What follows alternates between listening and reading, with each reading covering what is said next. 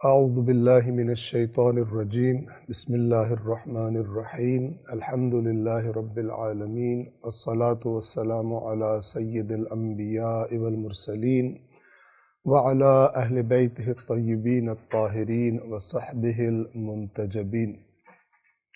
قرآن کریم کے 30ویں اور آخری جز میں ہم نے سورۃ الشرح یا سورۃ الانشراح تمام کی تھی، اور آج کے درس کا آغاز ہم کر رہے ہیں سورۃ التین کے پہلے تلاوت اور اس کے بعد انشاءاللہ ترجمہ اور مختصر وضاحت۔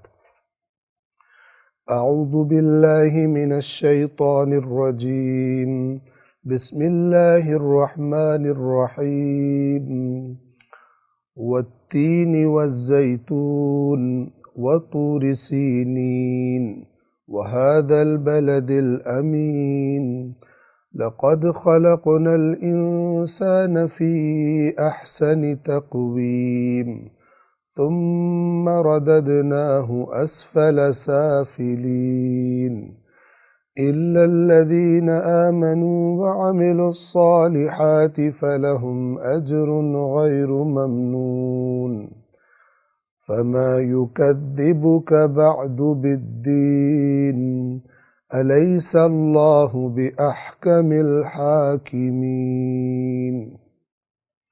سورۃ التین کا ترجمہ اور مختصر وضاحت۔ بنام خدائے رحمان رحیم۔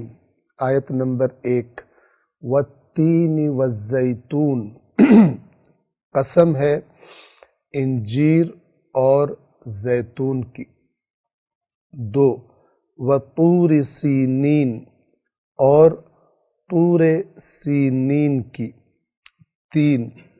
وہذا البلد الامین، اور اس امن والے شہر کی۔ مجموعی طور پر 4 قسمیں کھائی گئی ہیں اس سورہ مبارکہ کے آغاز میں۔ پہلی قسم تین یعنی انجیر کے جو ایک خاص میوہ ہے، پھل ہے۔ دوسری زیتون کے معنی واضح ہے، اردو میں بھی ہم اس کو زیتون ہی کہتے ہیں، اور یہ بھی ایک میوہ ہے۔ تیسری قسم طور سینین۔ طور وہ پہاڑ ہے کہ جہاں پر اللہ تبارک و تعالی نے حضرت موسیٰ علیہ السلام سے کلام کیا اور نبوت کے رسالت کے عہدے پر ذمہ داری پر انہیں فائز کیا۔ سینین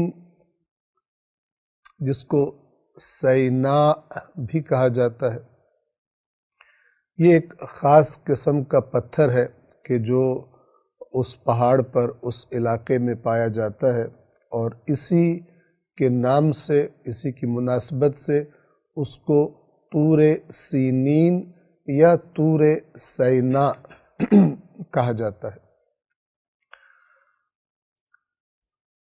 وَهَذَا الْبَلَدِ الْأَمِينَ، اور اس امن والے شہر کی قسم۔ امن والا شہر یعنی مکہ مکرمہ، کہ جہاں سے اسلام کی تحریک کا آغاز رسول اللہ صلی اللہ علیہ وآلہ وسلم نے کیا۔ آگے آنے والی باتیں جو اس سورہ مبارکہ میں آئی ہیں، ان کے ساتھ ان قسموں کا کیا تعلق ہے اور کیا مناسبت ہے۔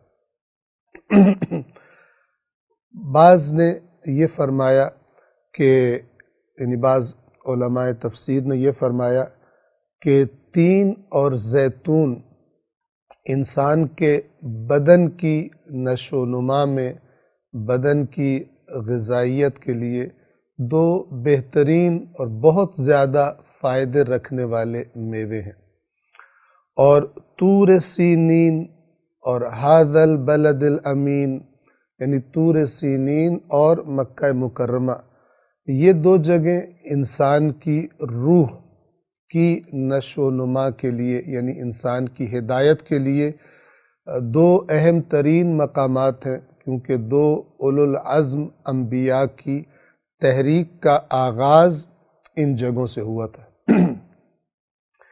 انسان کے بدن کی نشو و نما کا انتظام جو اللہ نے کیا ہے، اور انسان کی روح کی ہدایت اور نشو و نما کا جو انتظام کیا ہے، ان دونوں کو گواہ بنایا جا رہا ہے ان باتوں پر کہ جو اس سورہ مبارکہ میں آگے آ رہی ہے۔ اور بعض علماء نے یہ کہا کہ تین اور زیتون سے مراد دمشق یعنی شام اور فلسطین کی سرزمینیں ہیں، کہ یہ دونوں سرزمینیں بھی بہت سارے انبیاء کی تحریکوں کے آغاز کی سرزمینیں ہیں۔ اور تین اس لیے کہا گیا کہ وہاں پر یہ میوہ بہت زیادہ اگتا ہے، اور اس سرزمین کو اسی زیادہ کثرت سے اگنے والے میوے کی وجہ سے، انجیر کی وجہ سے تین کہہ دیا گیا۔ اور اسی طرح فلسطین میں اس علاقے میں زیتون کثرت سے اگتا ہے، تو اسی کی مناسبت سے اس کو زیتون کہہ دیا گیا۔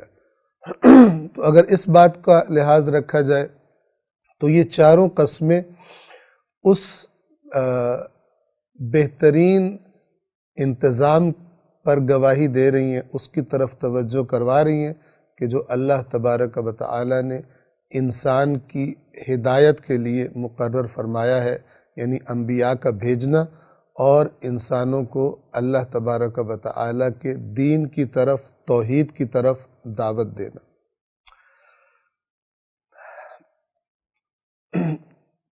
قسم ہے انجیر اور زیتون کی اور طور سینین کی اور اس امن والے شہر کی، یعنی مکہ مکرمہ کی۔ ان چاروں قسموں کے بعد کیا بات کی جا رہی ہے، یعنی کس بات پر تاکید کرنے کے لیے یہ قسمیں کھائی گئی ہیں؟ آیت نمبر 4، لَقَدْ خَلَقْنَا الْإِنسَانَ فِي أَحْسَنِ تَقْوِيمٍ، بے شک ہم نے انسان کو بہترین انداز میں، بہترین اعتدال میں، بہترین طریقے سے خلق کیا ہے۔ لقد یہ بھی تاکید کے لیے آتا ہے، اور اس تاکید سے مراد یہ ہوتی ہے کہ اس سے پہلے قسم کھائی گئی ہے، اور قسم کے جواب میں یہ بات کہی جا رہی ہے۔ خلقنا الانسان، ہم نے خلق کیا انسان کو، فی احسن تقویم، احسن تقویم میں، یعنی خوبصورت ترین، احسن حسن سے ہے، حسین ترین، خوبصورت ترین، تقویم یعنی کسی چیز کو کھڑا کر دینا، کسی چیز کو قائم کر دینے کے معنی میں۔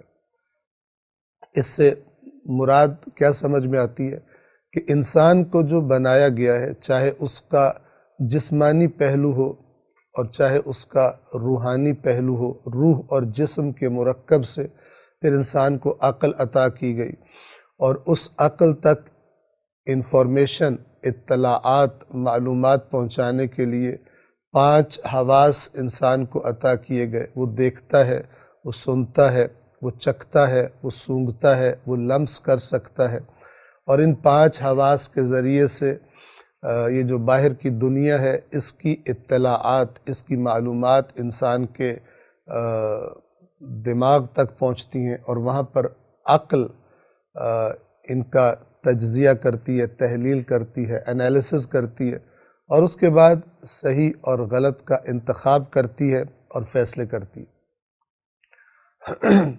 تو اللہ تبارک و تعالی 4 جگہوں کی قسمیں کھا کر، اور وہ چاروں جگہیں مربوط ہیں انسان کی یا بدنی اور روحانی نشو و نما سے، اور یا چاروں کی چاروں مربوط ہیں انسان کی روحانی نشو و نما اور انسان کی ہدایت سے۔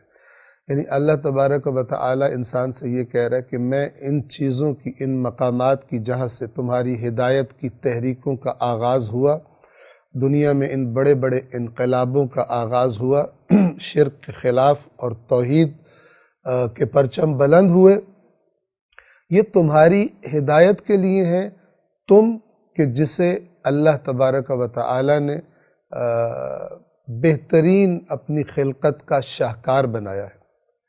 تم خلیفۃ اللہ ہو، انسان خلیفۃ اللہ ہے، اور یہ سارا کا سارا انتظام انسان ہی کی ہدایت کے لیے اور انسان ہی کی آزمائش کے لیے کیا گیا ہے۔ انسان اگر اس ہدایت سے استفادہ کرے تو وہ خلیفۃ اللہ ہے، اپنے اندر ان صفات کو پیدا کرے، پھر انہیں مضبوط کرے، ان کی پرورش کرے، تو جیسے جیسے یہ اچھی صفات انسان کے اندر مضبوط ہوتی جاتی ہیں، بڑھتی جاتی ہیں، اس طرح انسان اللہ تبارک و تعالی کا قرب حاصل کرتا ہے۔ لیکن اگر انسان اللہ کی اس نعمت کو ٹھکرا دے اور بجائے اللہ کی رہنمائی کے اپنی خواہشات نفسانی کو رہنما بنا لے اور قرآن ہی کے الفاظ کے مطابق اپنی خواہش نفس کو اپنا رب بنا لے، اس کو اپنا ہدایت کرنے والا قرار دے دے، تو یہی انسان کہ جس کو احسن تقویم میں خلق کیا گیا تھا، یہ اسفل السافلین، یعنی جو پستیوں والے ہیں ان میں سے بھی پست ترین مقام پر پہنچ جاتا ہے۔ یعنی یہ جو عام طور پر کہا جاتا ہے کہ انسان اگر اللہ کا بندہ بن جائے تو فرشتوں سے بھی اونچے مقام پر پہنچ جاتا ہے، لیکن اگر اللہ تبارک و تعالی کی نافرمانی کا رستہ اپنا لے تو حیوانوں سے بھی پستر اور بدتر مقام پر پہنچ جاتا ہے، درندوں سے بھی بدتر مقام پر پہنچ جاتا ہے۔ آیت نمبر 5 میں اسی مطلب کی طرف اشارہ کیا گیا ہے، ثم رددناہ اسفل سافلین، پھر ہم نے اسے پست ترین حالت کی طرف پلٹا دیا۔ دو طرح سے اس کی مراد لی گئی ہے، ایک تو یہ کہ انسان اپنی آخری عمر میں ساری جوانی گزارنے کے بعد، طاقت اور عروج اور ہر چیز کا کمال دیکھنے کے بعد اپنے بدن میں، بالآخر آخری عمر میں، بڑھاپے کی عمر میں پھر سے ایک کمزور اور ہر کام میں دوسروں کا محتاج بن کر رہ جاتا ہے۔ اس کی عقل بھی صحیح طرح سے کام کرنا چھوڑ دیتی ہے، اس کے بدن کی تمام قوتیں، اس کے اعضاء کمزور ہو کر رہ جاتے ہیں۔ یہ معنی بھی مراد لیا گیا کہ یہ بھی اپنی جگہ پر صحیح ہے۔ اور دوسرا معنی جو ہم اس سے پہلے آپ کی خدمت میں عرض کر رہے تھے کہ اگر انسان اللہ کی دی ہوئی اس ہدایت کی نعمت سے استفادہ نہ کرے اور اپنی خواہشات نفسانی کے مطابق زندگی گزارے تو اسفل سافلین میں پہنچ جاتا ہے۔ پھر ہم نے اسے ثم رددناہ، پھر ہم نے اسے پلٹا دیا اسفل، سب سے نیچے، سافلین، نیچے والوں میں سے۔ اسفل سافلین یعنی سافلین کہتے ہیں جو پستی میں ہو، اسفل سب سے زیادہ پستی میں، اسفل سافلین پستوں سے بھی زیادہ پست ترین۔ یہ انسان کے سامنے دو راستے ہیں، یا تو اللہ کی ہدایت کو قبول کرے اور بہترین مقامات پر، بلند ترین مقامات تک پہنچ جائے، اور یا اللہ کی اس ہدایت کو جو اس نے انسان کی دنیا و آخرت کی کامیابی کے لیے بھیجی ہے، انتظام کیا ہے، اسے رد کر دے، اور نتیجے میں انجام کیا ہو؟ اسفل سافلین، بدترین اور پست ترین پستیوں میں گر جائے۔ اس کے بعد خداوند عالم فرماتا ہے آیت نمبر 6 میں، ان پستیوں میں کون نہیں گرے گا، کون ان پستیوں سے بچ جائے گا، اور کس کے لیے اللہ نے بہترین اجر رکھا ہے۔ فرمایا اِلَّا الَّذِينَ آمَنُوا، سوائے ان لوگوں کے جو ایمان لائے، وَعَمِلُوا الصَّالِحَاتِ، اور عمل صالح انجام دیے، فَلَهُمْ أَجْرٌ غَيْرُ مَمْنُونَ، تو ان کے لیے ہے ایک ایسا اجر جو کبھی ختم نہیں ہوگا، ابدی ہے۔ یعنی دنیا کی جن لذتوں اور آسائشوں کے لیے تم اللہ کی ہدایت کو ٹھکرا رہے ہو، جتنی بھی دنیا کی چیزوں کو اپنے پاس جمع کر لو، ہر آرام، ہر آسائش، ہر لذت تم اپنے گھر میں اور اپنے دسترخوان پر جمع کر لو، عارضی ہے، ہمیشہ تمہارے پاس نہیں رہے گی۔ اور اگر اس میں شک ہو تو اپنے آس پاس معاشرے میں، دنیا میں نگاہ دوڑا کر دیکھ لو، کون ہے امیر ترین انسانوں میں سے، کون ہے کہ جس کے پاس نعمتیں ہمیشہ کے لیے رہی ہوں؟ سب چلے گئے اور سب چلے جائیں گے۔ اللہ تمہیں ایک ایسے اجر کا وعدہ کر رہا ہے کہ جو کبھی ختم نہیں ہوگا، جس کو مل گیا بس مل گیا، پھر اس سے چھنے گا نہیں، نہ اس سے چھنے گا اور نہ ہی کبھی وہ نعمتیں ختم ہوں گی،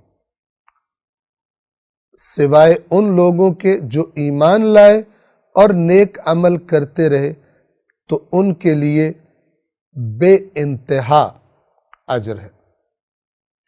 غیر ممنون، دو معنی ہے اس کے، ایک معنی وہی جو ہم نے عرض کیا کہ کبھی ختم نہ ہونے والا، اور ایک معنی ہے ایسا اجر کہ جس کو تولا نہ جا سکے، یعنی بے انتہا، یعنی بے حساب۔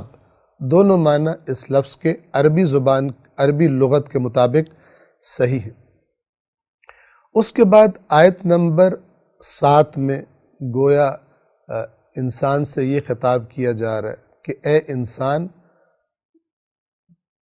تیرے رب نے تجھے اتنی نعمتیں دی، تجھے بہترین انداز میں خلق کیا، اور پھر تیری ہدایت کا بہترین انتظام کیا، اور تو یہ سب کچھ دیکھتا بھی ہے، اس سے استفادہ بھی کرتا ہے، اس کائنات کے نظام کو، اپنے رزق کے نظام کو تو دنیا میں دیکھ رہا ہے، انبیاء کی تحریکوں کے بارے میں تو سنتا ہے، تو پڑھتا ہے، اس سارے نظام کو دیکھنے کے بعد بھی تجھے کیا چیز اکساتی ہے، کیا چیز تجھے مجبور کرتی ہے کہ تو جزا کو جھٹلائے؟ یعنی تو کیسے سوچ لیتا ہے کہ اتنا بڑا نظام بنانے والے نے کوئی جزا سزا کا نظام نہیں رکھا؟ تو دیکھتا ہے بہت سارے لوگ دوسروں پر ظلم کرتے ہیں، دوسروں کے حقوق کھا لیتے ہیں، اور بعض دفعہ اس دنیا میں کوئی ان کو پکڑ نہیں سکتا، گرفت میں نہیں لے سکتا، اور بعض لوگ تو دیکھتا ہے کہ انتہائی مصیبت میں، مشکلات میں زندگی گزارتے ہیں، ظالموں کے ظلم کا شکار ہو کر بہت ہی ایک تلخ مشکل زندگی گزارتے ہیں۔ تو کیا سوچتا ہے کہ ان ظالموں سے کبھی بدلہ نہیں لیا جائے گا، انصاف نہیں ہوگا، مظلوموں کو کبھی انصاف نہیں دیا جائے گا؟ اس نظام کے نظم کو، اس نظام کی وسعت کو، اس نظام کائنات کی خلقت کے انداز کو جب تو دیکھتا ہے تو یہ نہیں سوچتا کہ یہ نظام بیہودہ اور باطل خلق نہیں کیا گیا؟ آیت نمبر 7، فَمَا يُكَذِّبُكَ بَعْدُ بِالدِّينِ، تو اس کے بعد یعنی یہ جو ساری باتیں ہم نے تجھ سے کر دی ہیں، یہ قسمیں، پھر انسان کی خلقت بہترین انداز میں، پھر اس کا پستیوں کی طرف گر جانا، ان باتوں پہ غور کر۔ ان باتوں کے بعد، پس اس کے بعد روز جزا کے بارے میں کون سی چیز تجھے جھٹلانے پر آمادہ کرتی ہے؟ کون سی دلیل ہے تیرے پاس کہ تو کہتا ہے قیامت نہیں آئے گی، تو کہتا ہے کہ حساب کتاب نہیں آئے گا، یا کہتا ہے کہ قیامت نہیں آئے گی، یا تیرا عمل بتا رہا ہے کہ تجھے یقین نہیں ہے کہ تیرا حساب کتاب ہونا ہے۔ پس اس کے بعد روز جزا کے بارے میں کون سی چیز تجھے جھٹلانے پر آمادہ کرتی ہے؟ 8ویں اور آخری آیت میں اللہ تبارک و تعالی فرماتا ہے الیس اللہ باحکم الحاکمین، کیا نہیں ہے اللہ حکم کرنے والوں میں سے بہترین اور مضبوط ترین حکم کرنے والا، یعنی فیصلہ کرنے والا۔ یعنی اللہ نہ صرف یہ کہ فیصلہ کرے گا، بلکہ وہ تو بہترین قاضی ہے، وہ تو بہترین منصف ہے، وہ تو بہترین عادل ہے۔ اس کے نظام میں ہی غور کر لے کہ اس نے جو کچھ خلق کیا ہے اس کے رزق کا بھی بندوبست کیا ہے، اور کیسا نظام بنایا ہے تقسیم رزق کا۔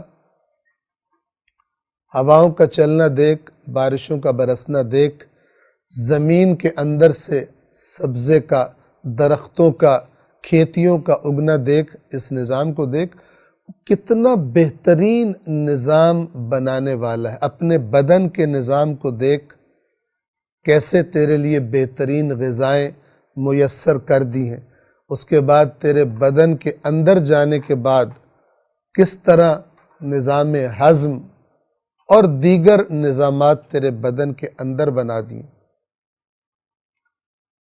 وہ بہترین نظام بنانے والا آیا ظالموں اور مظلوموں کے لیے بہترین فیصلہ نہیں کرے گا؟ اس نے کوئی ایسا دن مقرر نہیں کیا، کوئی ایسا وقت مقرر نہیں کیا ہے۔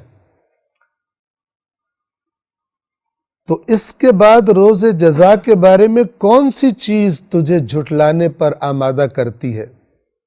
اور سن لے، کیا اللہ حاکموں میں سے سب سے بڑا حاکم یا سب سے بہترین حکم کرنے والا، فیصلہ کرنے والا نہیں ہے؟ احکم الحاکمین، یعنی حاکمین میں سے احکم، اس سے مراد سب سے زیادہ مضبوط، سب سے زیادہ بڑا، سب سے زیادہ طاقتور، سب سے زیادہ بہترین، عین عدل و انصاف فیصلہ کرنے والا، حکم کرنے والا۔ یہ تمام معانی احکم سے لیے جا سکتے ہیں، اس لفظ کے اندر شامل ہے۔ بس سورہ 3 کا خلاصہ کہ اللہ نے تمہارے لیے جو ہدایت کا بندوبست کیا ہے اس کو نہ ٹھکراؤ، اور کبھی نہ سوچنا کہ یہ سارا نظام بے مقصد خلق ہوا ہے، اور دنیا میں ظلم کرنے والوں کو بھی انجام وہی، مر کے وہ ختم ہو جائیں گے، اور مظلوم بھی ظلم اٹھا کر اسی طرح دنیا سے چلے جائیں گے۔ ظالموں کو پکڑنے والا اور مظلوموں کو انصاف دلانے والا کوئی نظام نہیں ہے، کوئی دن نہیں ہے۔ ہرگز یہ نہ سوچنا، اللہ تبارک و تعالی نہ صرف یہ کہ فیصلہ کرے گا، بلکہ وہ سب سے زیادہ طاقتور، سب سے بڑا، سب سے بہترین فیصلہ کرنے والا ہے۔ سورۃ التین تمام ہوتی ہے، اور سورۃ التین کے بعد سورہ علق کے پہلے تلاوت اور اس کے بعد ترجمہ اور مختصر وضاحت آپ کی خدمت میں عرض کریں گے۔ اس سے پہلے، تلاوت سے پہلے سن لیجئے کہ سورہ علق ان صورتوں میں سے ہے کہ جن کے اندر آیت پر سجدہ واجب ہو جاتا ہے۔ سورۃ العلق کی آخری جو آیت ہے، اس کی تلاوت سننے کے بعد انشاءاللہ میں بھی سجدہ کروں گا اور آپ بھی سجدہ کریں گے۔ اس سجدے کے لیے باوضو ہونا ضروری نہیں ہوتا، صرف جو مکتب اہل بیت کی احادیث ہیں اس کے مطابق ضروری ہے کہ اس چیز پر سجدہ کیا جائے جس پر سجدہ کرنا جائز ہے، مثلا مٹی یا پتھر جو زمین میں ہوتا ہے، یا مثلا کوئی لکڑی وغیرہ۔ تو انشاءاللہ جب اس کی تلاوت تمام کریں گے تو انشاءاللہ میں بھی سجدہ کروں گا، اور آپ بھی اسی وقت ہی انشاءاللہ یہ سجدہ کریں گے، اور سجدے کے بعد ہم ترجمے اور مختصر وضاحت کا آغاز کریں گے۔ اعوذ باللہ من الشیطان الرجیم، بسم اللہ الرحمن الرحیم۔ اقرأ باسم ربک الذی خلق، خلق الانسان من علق، اقرأ وربک الاکرم، الذي علم بالقلم، علم الإنسان ما لم يعلم، كلا إن الإنسان ليطغى أن رآه استغنى، إن إلى ربك الرجعى، أرأيت الذي ينهى عبدا إذا صلى، أرأيت إن كان على الهدى أو أمر بالتقوى، أرأيت إن كذب وتولى، ألم يعلم بأن الله يرى، كلا لئن لم ينته لنسفعا بالناصية، ناصية كاذبة خاطئة، فليدع ناديه، سندع الزبانية، كلا لا تطعه واسجد واقترب۔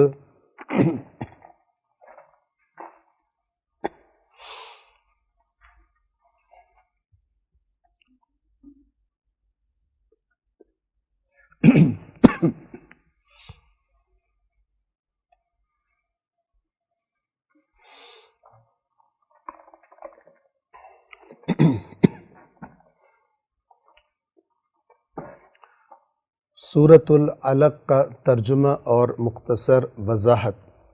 بنام خدائے رحمان رحیم۔ آیت نمبر 1۔ اقرأ باسم ربک الذی خلق۔ اقرأ پڑھیے، باسم ربک اپنے رب کے نام سے۔ کون سا رب؟ الذی خلق، جس نے خلق کیا۔ آپ کو معلوم ہے کہ روایات کے مطابق سورہ علق وہ پہلی سورہ ہے اور یہ پہلی آیات ہیں، اور اقرأ باسم ربک الذی خلق وہ آیت ہے کہ جس سے نزول وحی کا آغاز ہوتا ہے۔ پہلا پیغام جو بسم اللہ الرحمن الرحیم کے بعد قرآن انسانیت کو دے رہا ہے، اور ہر مسلمان کو بالخصوص جو پیغام مل رہا ہے وہ ہے پڑھنے کا، علم کا۔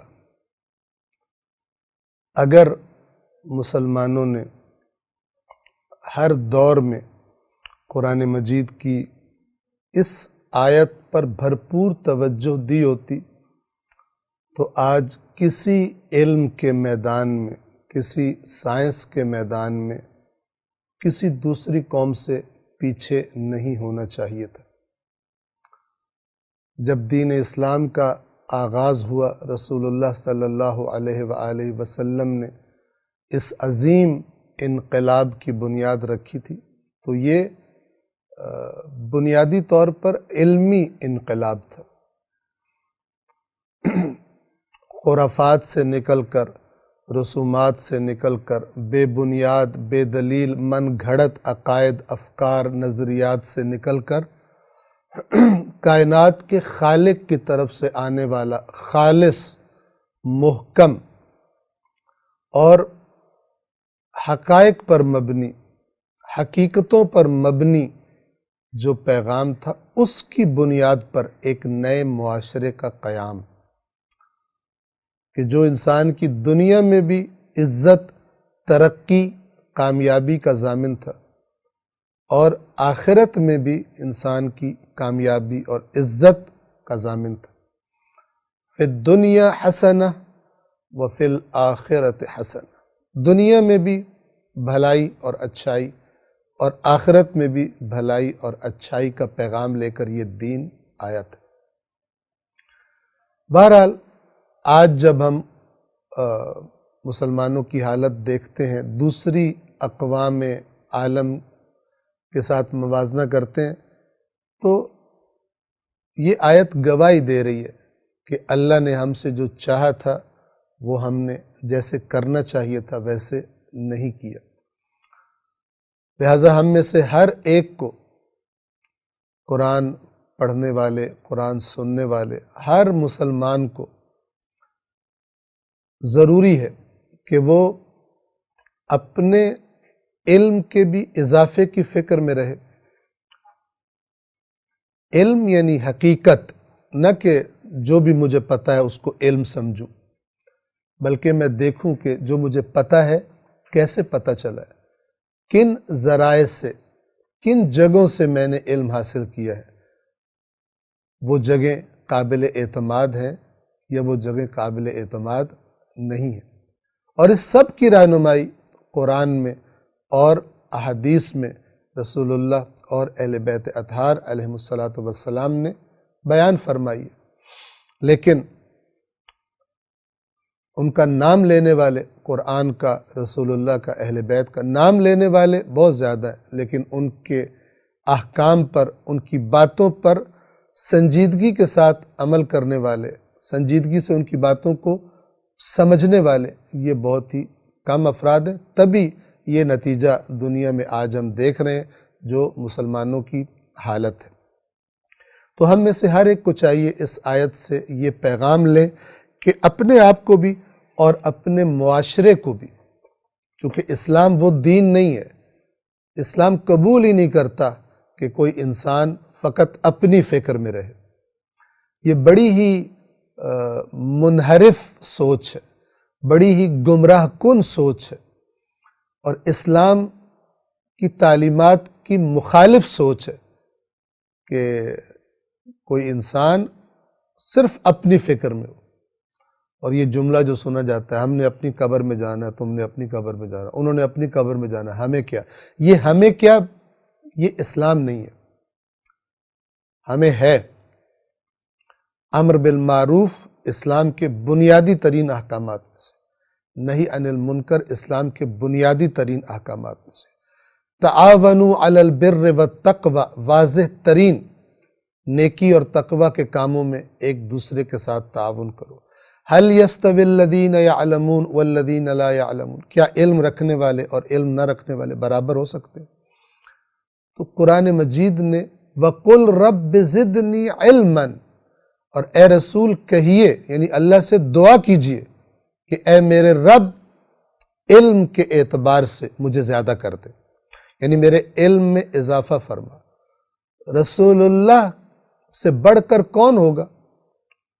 ان کو قرآن سکھا رہا ہے، اللہ سکھا رہا ہے کہ آپ نے ہمیشہ علم کے اضافے کی دعا مانگنی ہے، اور یہ دعا صرف دعا نہیں ہے، یعنی عمل سے بھی ایسی کوشش کرنی۔ تو تعلیمی تحریک چلانا، لوگوں کو جہالت سے نکالنے کی کوشش کرنا، یہ بھی بہترین جہاد قرار پائے گا، خود قرآن مجید اور محمد و آل محمد علیہم السلام کی تعلیمات کے مطابق۔ اس کے لیے کوشش کرنا، اس پر خرچ کرنا، اس کے لیے پلان کرنا بہترین نیک کاموں میں سے بلا شک و شبہ شمار پائے گا۔ تو اس آیت سے یہ پیغام، پہلا ہی لفظ اقرا،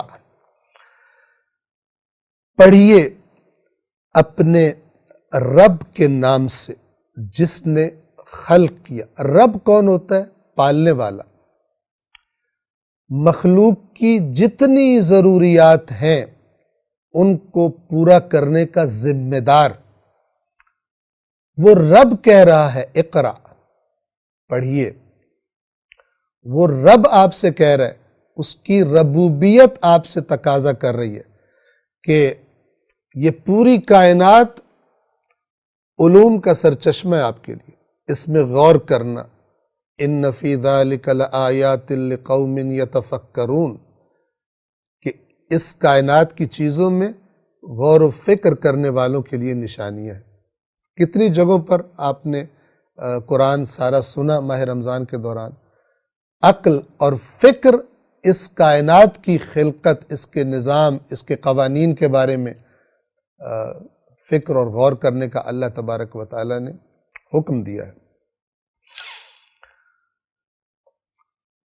پڑھیے اپنے رب کے نام سے جس نے خلق کیا۔ ہر چیز اسی نے خلق کی ہے، اس کی طرف اشارہ کیا۔ آیت نمبر 2 میں بالخصوص چونکہ خطاب انسان سے ہے، اس قرآن کا خطاب، تو انسان کو توجہ دلائی جا رہی ہے کہ کائنات کی ہر چیز کی خلقت کو بھی دیکھ، لیکن اپنی خلقت کو بھی دیکھ۔ آیت نمبر 2، خلق الانسان من علق، اس نے انسان کو خون کے ایک قطرے سے یا ایک لوتھڑے سے، جمع ہوا خون، علق، اس کے بہت سارے معنی عربی زبان میں کیے جا سکتے ہیں۔ چپکا ہوا خون یعنی آپس میں چپکا ہوا، یا رحم مادر کی دیوار سے چپکا ہوا۔ اس نے انسان کو جمے ہوئے خون یا چپکے ہوئے خون یا خون کے لوتھڑے سے خلق کیا۔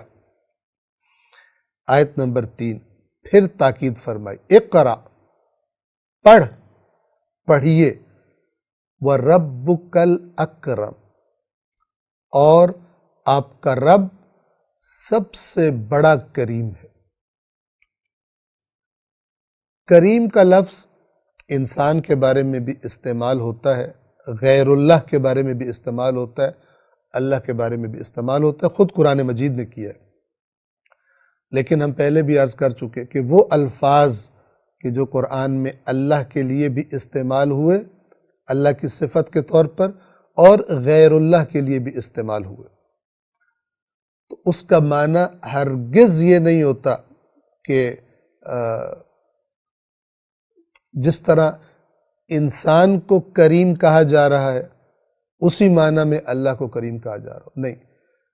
خدا کے بارے میں جب کوئی لفظ استعمال ہوتا ہے تو اس کا کامل ترین معنی مورد نظر ہوتا ہے، ایسا معنی جس میں کوئی نقص، کوئی عیب، کوئی کمی تصور نہیں کی جا سکتی، محال ہے۔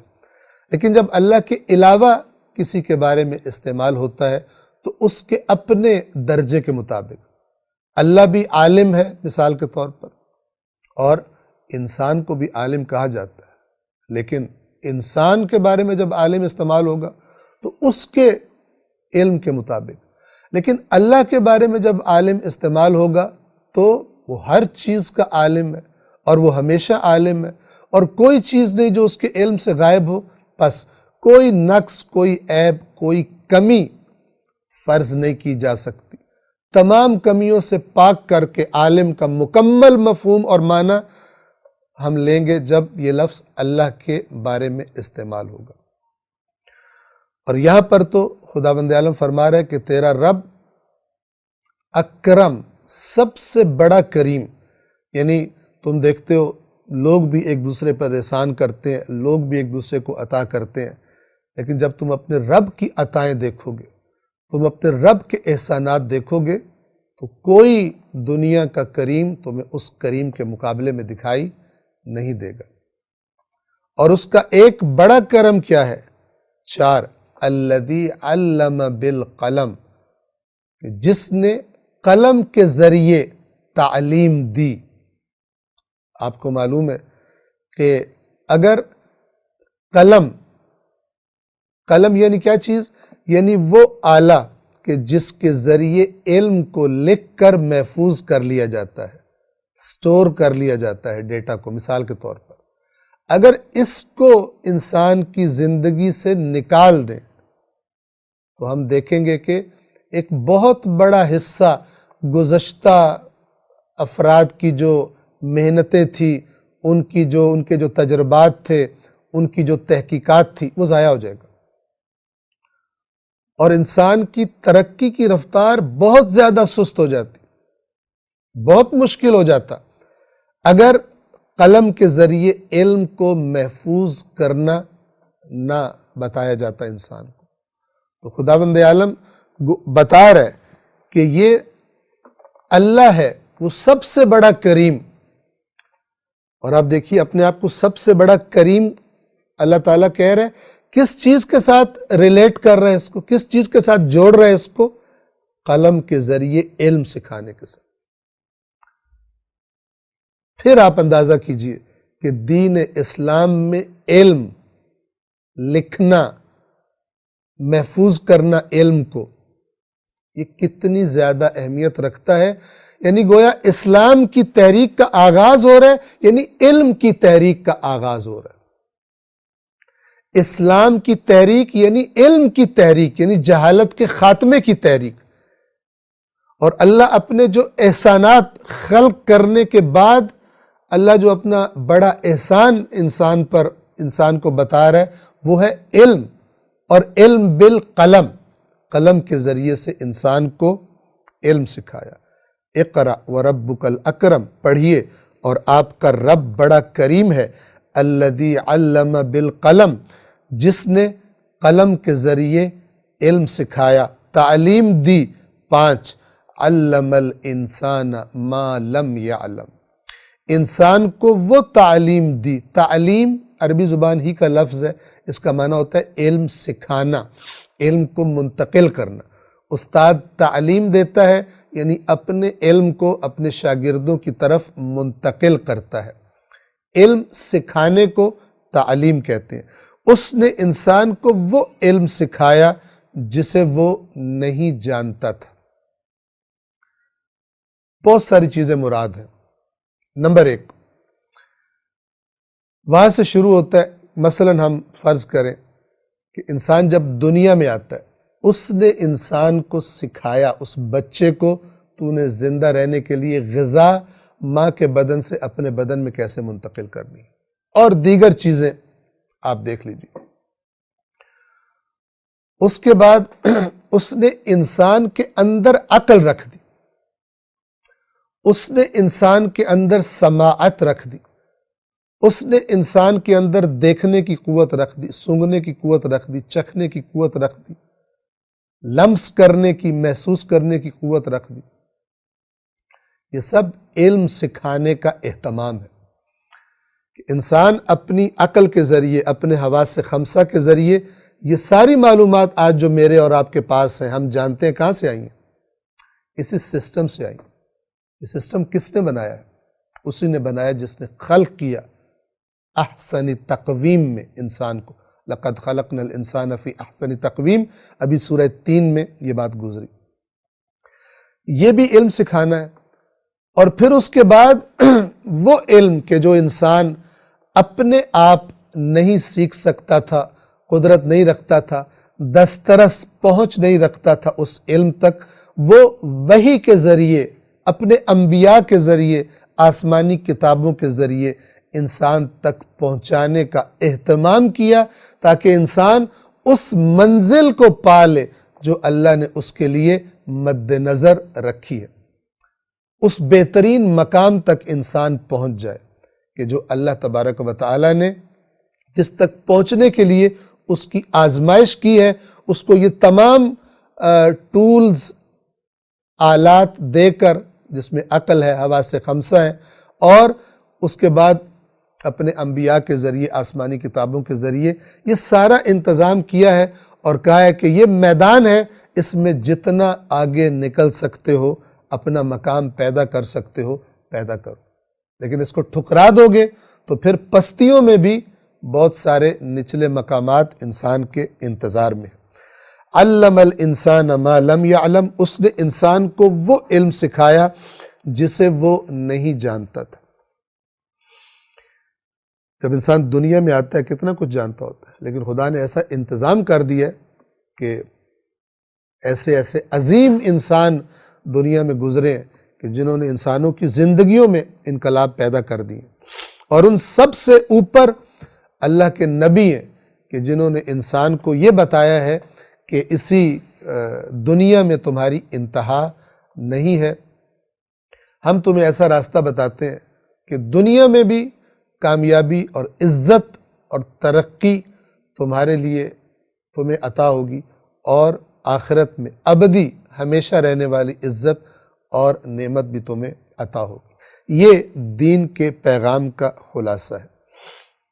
آیت نمبر 6 میں خداوند عالم انسان کو خبردار فرماتا ہے کہ یہ سارے اللہ کے احسانات ہیں تم پر، خلق اس نے کیا، علم اس نے سکھایا، یہ ساری نعمتیں تمہیں اس نے دی، لیکن انسان کیا کرتا ہے؟ انسان بجائے شکر گزاری کے، اس کی اطاعت کے، سرکشی پر اتر آتا ہے۔ اور کیوں وہ سرکشی کرتا ہے؟ توجہ فرمائیے، آیت نمبر 6، کلا، ہرگز نہیں۔ اس ہرگز نہیں سے کیا مراد ہے؟ مراد یہ ہے کہ چاہیے تو یہ تھا کہ ان تمام نعمتوں کا شکر ادا کرتے ہوئے انسان اللہ کو جھک جاتا، اس کی اطاعت کرتا، لیکن ہرگز انسان ایسا نہیں کرتا، بلکہ کیا کرتا ہے؟ ان الانسان لیطغی، بے شک انسان سرکشی کرتا ہے۔ یطغی طغیان سے ہے، طغیان یعنی سرکشی۔ آپ سنتے ہیں سمندر میں طغیانی آ گئی، دریا میں طغیانی آ گئی، یعنی مثلا سیلاب، طوفان وغیرہ آ جاتا ہے۔ ان الانسان لیطغی، انسان بھی طغیانی کرتا ہے، سرکشی کرتا ہے۔ آیت نمبر 7، کیوں کرتا ہے یہ سرکشی؟ ارآہ استغنا، اس لیے کہ وہ اپنے آپ کو بے نیاز سمجھ بیٹھتا ہے، بے نیاز خیال کرنے لگتا ہے۔ یعنی انسان کے پاس جب دنیا کی طاقت آ جائے، اقتدار آ جائے، دنیا کی نعمتیں، وسائل، مال و دولت آ جائے، تو آپ نے دیکھا ہوگا مالداروں کے کام دنیا میں بڑے آرام سے ہو جاتے ہیں، چونکہ جہاں کوئی کام پھنستا ہے مال لگا کر مسئلہ حل کروا لیتے ہیں، جس چیز کی ضرورت ہوتی ہے جا کے آرام سے خرید لیتے ہیں، ان کی زندگی آرام و آسائش سے بھرپور ہوتی ہے۔ یہ چیز جو چاہا خرید لیا، یہ انسان کو مست کر دیتی ہے، گویا کہ اس کو نشہ ہو جاتا ہے مال کا، اور یہ نشہ اتنا خطرناک ہو جاتا ہے کہ وہ سمجھتا ہے اس کو کسی کی ضرورت نہیں ہے، اللہ کی بھی ضرورت نہیں۔ اگر انسان اپنے آپ کو ہر وقت ہر چیز میں، ایک ایک سانس میں توجہ اگر انسان کی ہو جائے کہ دوسری سانس میں بھی اللہ کا محتاج ہو، جو سانس آ رہی ہے میرے اندر، ہو سکتا ہے اسے واپس جانے کی مہلت نہ ملے، خدا کا محتاج ہوں۔ یہ جو میں دنیا کی نعمتیں مثلا ان کی لذتیں لے رہا ہوں، کھانے پینے دیگر چیزوں کے ذریعے سے، ہر چیز میں خدا جب چاہے میری زبان کو بیکار کر دے، چکھنے کی صلاحیت ختم ہو جائے، میری آنکھوں سے رنگوں کو دیکھنے کی صلاحیت ختم ہو جائے، کلر بلائنڈ ہو جاؤں مثال کے طور پر، کانوں سے سننے کی صلاحیت ختم ہو جائے، جیسے کہ ہم بعض ایسے انسانوں کو اپنے آس پاس دیکھتے ہیں، تو وہ اس کو نشہ نہیں چڑھے گا مال کا، لیکن بالعموم یہ نشہ یہ چڑھ جاتا ہے انسان کو، خاص طور پر جب دنیا کی نعمتیں فراوان ہو جاتی ہیں اس کے پاس، تو پھر آپ نے دیکھا کہ زیادہ تر جو مالدار ہوتے ہیں پھر وہ اللہ کی نافرمانی اور سرکشی پر آ جاتے ہیں، اپنے مخالفوں کو اپنے مال کے ذریعے سے بدترین جھوٹے مقدمے بنوا دیے، کچھ کر دیا، مار پیٹ کروا دی، قتل کروا دیا۔ اللہ تبارک و تعالیٰ فرما رہا ہے کہ تم سے امید تو یہ تھی کہ تم شکر گزاری کرتے، تم جانتے ہو، غور کرو یہ کہاں سے آیا تمہارے پاس، تمہارا اپنا وجود کہاں سے آیا، اور تم نے مرنا بھی ہے، تو نشہ تو نہیں ہونا چاہیے تھا تمہیں، لیکن ہو جاتا ہے۔ کلا ان الانسان لیطغی، ہرگز نہیں، یعنی بجائے شکر گزاری کے انسان کیا کرتا ہے؟ انسان تو یقیناً سرکشی کرتا ہے۔ 7 ارآہ استغنا، اس لیے کہ اس سبب سے کہ وہ اپنے آپ کو بے نیاز خیال کرتا ہے۔ استغنا، غنا، غنی ہونا، وہی مالدار ہو جانا، اور چونکہ مالدار پھر اپنے آپ کو بے نیاز سمجھتا ہے، کیونکہ سمجھتا ہے میرا مال میری ہر ضرورت پوری کر دے گا، اسی سے یہ معنی نکلتا ہے۔ اور آیت نمبر 8 میں اللہ تعالیٰ فرماتا ہے کر لو سرکشی، ان الی ربک الرجع، بے شک آپ کے رب ہی کی طرف لوٹنا ہے، پلٹ کر جانا ہے، سب نے رجوع کرنا ہے، سب نے واپس جانا ہے، سرکشی کرو یا اطاعت کرو، سب کو بالآخر اللہ کی طرف واپس لوٹ کر جانا ہے۔ آیت نمبر 9، ارأیت الذی ینہا، کیا آپ نے اس شخص کو دیکھا ہے جو روکتا ہے، نہیں کرتا ہے یعنی منع کرتا ہے، روکتا ہے، کس کو روکتا ہے؟ آیت نمبر 10، عبدن اذا صلی، ایک عبد کو، ایک بندے کو جب وہ صلاۃ یعنی نماز پڑھتا ہے۔ روایات کے مطابق روکنے والے سے مراد ابو جہل ہے، اور جس کو روکا جا رہا ہے وہ عبد محمد صلی اللہ علیہ وآلہ وسلم ہے۔ ابتدائے اسلام کے ایام میں رسول اللہ جب نماز پڑھتے تھے تو یہ ابو جہل ان افراد میں سے تھا کہ جو سر فہرست، ابو جہل تھا، ابو لہب وغیرہ تھے، سر فہرست تھے رسول اللہ کو روکنے کے لیے، مخالفت کرنے کے لیے، مذاق اڑاتے تھے، اذیتیں کرتے تھے۔ اب خداوند عالم ان آیات میں خبردار فرما رہا ہے، کیا آپ نے اس شخص کو دیکھا ہے جو روکتا ہے، عبدن اذا صلی، ایک بندے کو جب وہ نماز پڑھتا ہے۔ آیت نمبر 11، ارأیت، یہ ارأیت کا لفظ جب آتا ہے تو آنکھ سے دیکھنا بھی اس سے مراد ہوتا ہے، اور بعض اوقات کہ غور کیجئے دیکھ کر، کسی اس رؤیت دیکھنا دو معنی میں استعمال ہوتا ہے، یاد رکھیے عربی زبان میں، آنکھ سے دیکھنا بھی اور عقل کی آنکھ سے دیکھنا یعنی غور کرنا، ان دونوں معنوں میں استعمال ہوتا ہے۔ ارأیت، کیا آپ نے دیکھا، ان کان علی الہدی، کہ اگر وہ بندہ جو نماز پڑھ رہا ہے وہ ہدایت پر ہو۔ 12، او امر بالتقوی، یا تقوی کا حکم دیتا ہو، تقوی کا حکم دیا ہو اس نے، یعنی آپ غور کیجئے کہ وہ جو بندہ نماز پڑھ رہا ہے وہ تو ہدایت پر ہو، اور یا وہ تقوی کا حکم دینے والا ہو، اس کی حالت یہ ہو، جبکہ وہ جو روک رہا ہے اس پر غور کیجئے اس کی حالت کیا ہو۔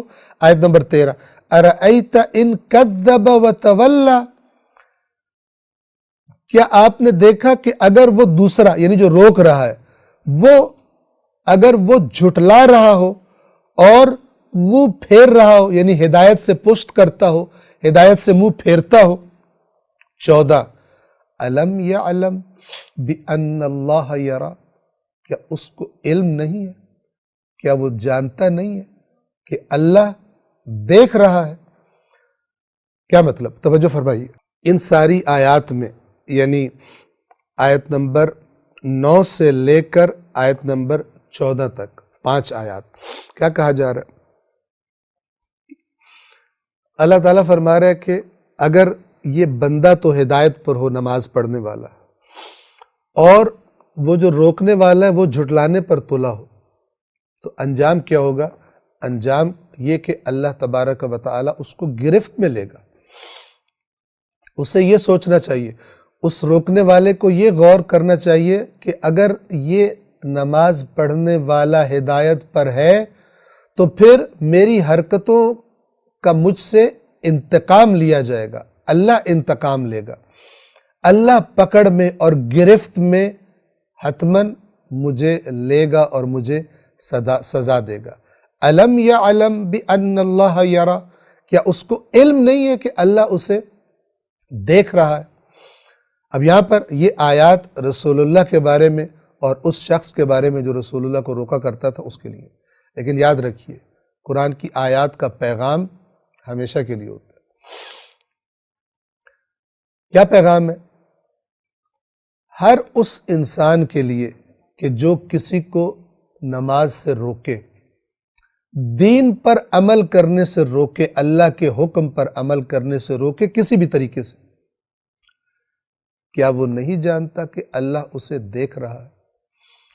اور اسی طرح ہمارے لیے یہ پیغام ہے کہ ہم چاہے لوگوں میں ہوں، چاہے تنہائی میں ہوں، چاہے روشنی میں ہوں، چاہے اندھیرے میں ہوں، ہمیں ہمیشہ یہ بات مد نظر رکھنی چاہیے۔ کیا بات؟ الم یعلم بان اللہ یرا، کیا اسے علم نہیں ہے کہ اللہ اسے دیکھ رہا ہے؟ انسان جب کوئی گناہ کرنے لگتا ہے تو اگر ایسا کام ہو کہ جو نامناسب ہو، تو اگر کوئی بچہ بھی موجود ہو تو اس بچے کو بھی کہتے ہیں کہ مثلا تم چلے جاؤ یہاں سے، یا کمرے سے باہر چلے جاؤ، یا فلان ہو جاؤ، نہیں چاہتے کہ ان کے سامنے کیا جائے۔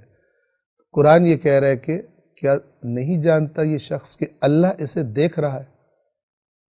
اگر کسی بچے کے سامنے، کسی عام معمولی انسان کے سامنے تمہیں حیا آتی ہے گناہ کرتے ہوئے، کوئی کام کرتے ہوئے، تو پھر وہ جو کائنات کا خالق ہے، جس نے کل تمہارے ہر کام کا فیصلہ کرنا ہے، یا انعام دے گا یا سزا دے گا، اس کے سامنے گناہ کرتے ہوئے تمہیں حیا نہیں آتی؟ اس کے سامنے گناہ کرتے ہوئے تمہیں کوئی ہچکچاہٹ، کوئی رکاوٹ محسوس نہیں ہوتی؟ الم یعلم بان اللہ یرا، یہ ایسی آیات میں سے ہے کہ جو انسان اپنی گویا کہ جہاں پہ اس کی تنہائی کی جگہ ہے وہاں پر اس کو لگا کے رکھ لے، کسی چیز پر لکھ کر دیوار پر لگا دے، کوئی خوبصورت سی پینٹنگ بنوا کر لگا دے، الم یعلم بان اللہ یرا۔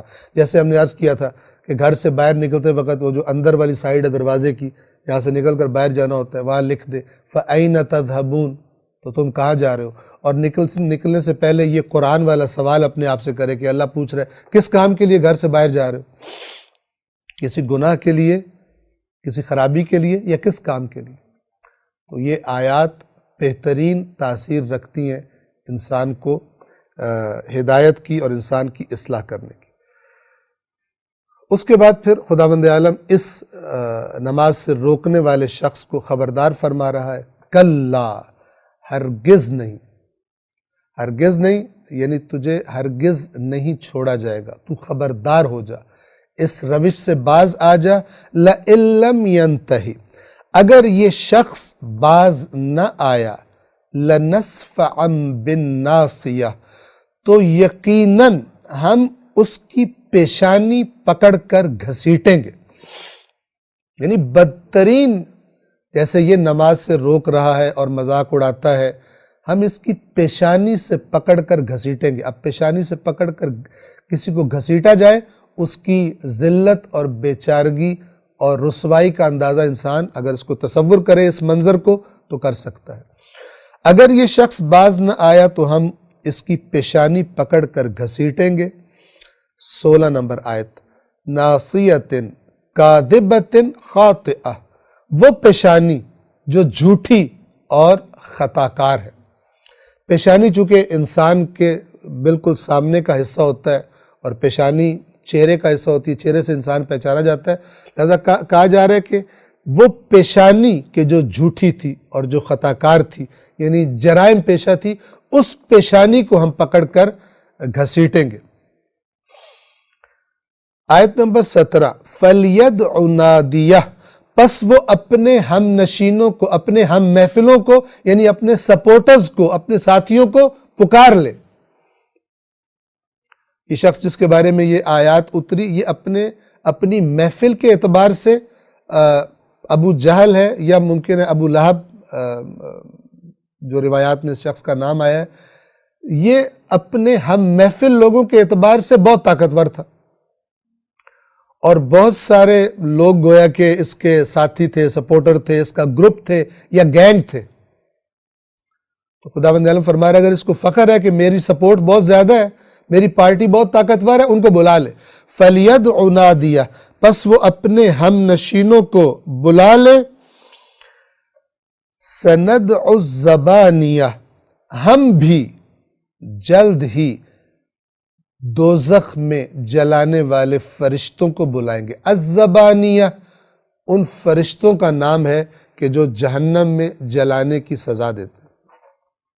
یعنی اللہ تعالیٰ خبردار کر رہا ہے اس کو کہ تو اپنے ہم محفلوں کو جنہیں تو اپنی طاقت سمجھتا ہے بلا، ہم بھی ان فرشتوں کو بلائیں گے، اور پھر دیکھتے ہیں کہ کس کی جو فوج ہے اور کس کے سپورٹر جو ہیں وہ غالب آتے ہیں۔